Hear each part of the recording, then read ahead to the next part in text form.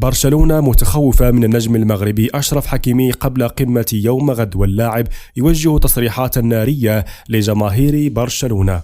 عبرت صحيفة سبورت الكتالونية عن تخوفها من الإضافة القوية التي قد يضيفها أشرف حكيمي لنادي باريس سان جيرمان في مباراة يوم غد في إياب ربع نهائي دوري أبطال أوروبا ضد نادي برشلونة، وهو اللاعب الذي غاب عن مباراة الذهاب بسبب الإيقاف.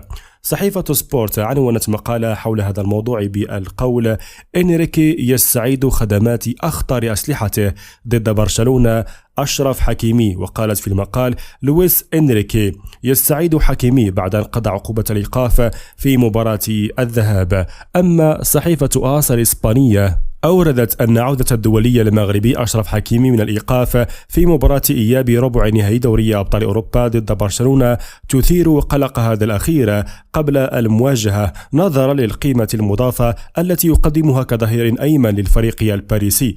وكذبت الصحيفة أن وجود حكيمي رهن إشارة لويس إنريكي يقلق نادي برشلونة، بما أن اللاعب هو من مفاتيح منظومة لاعب باريس سان جيرمان، كما أن غيابه عن مباراة الذهاب بدا تأثيره واضحا على الكتيبة الباريسية.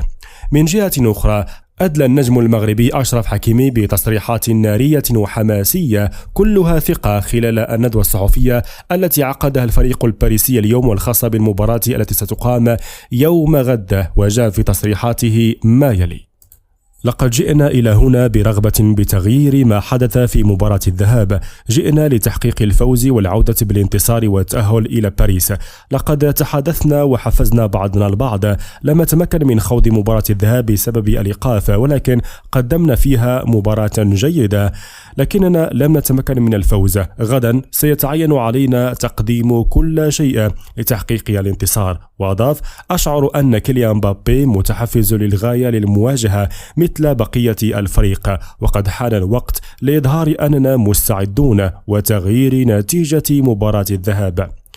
وعن أسلوب لويس إنريكي الذي سيتخذه في هذه المباراة قال: لقد لعبنا بنفس الأسلوب منذ قدوم المدرب، والذي يعتمد على السيطرة وخلق الكثير من الفرص، وهذا ما سنحاول القيام به يوم غد لتحقيق الفوز. يحاول إنريكي التغيير والقيام بتحركات مختلفة. شخصيا أجد نفسي في مراكز مختلفة، هذا هو أفضل شيء بالنسبة للاعب متعدد الاستخدامات. أشرف حكيمي وجه تصريحات نارية للجماهير البرشلونية، وقال في ذات الندوة الصحفية: لا أعتقد أن الجماهير ستمارس علينا ضغطا، ولا أعتقد أن هذا الضغط سيغير أي شيء. المشجعون لا يلعبون، سنكون 11 لاعبا ضد 11 لاعب على أرضية الميدان. ليست الجماهير هي من ستغير المباراة.